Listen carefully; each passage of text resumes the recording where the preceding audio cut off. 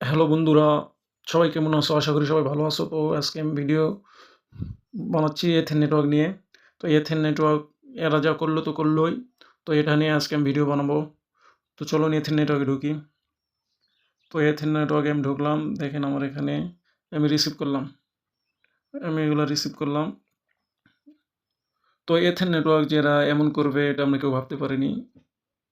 তো আপনারা যদি মন চায় তা আর করেন না।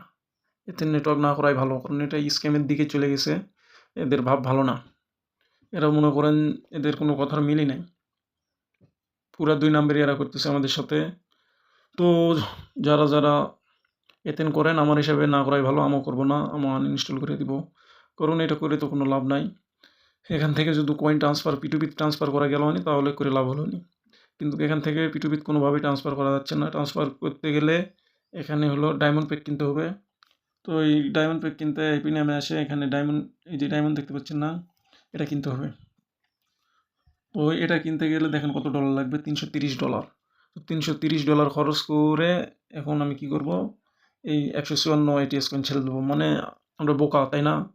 তো এরা যা করলো তো করলোই ভাই, বলার কিছু নাই। তো যারা এটা করেন সবাই করা বাদ দেন। আমিও করব না। আমি আপনাদের সামনে আনইনস্টল করে দিচ্ছি।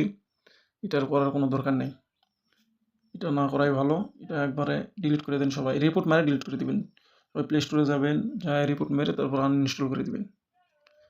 তো আজকের ভিডিওটি এটাই ছিল। তো ভালো লাগলে একটা লাইক, শেয়ার করবেন। ধন্যবাদ।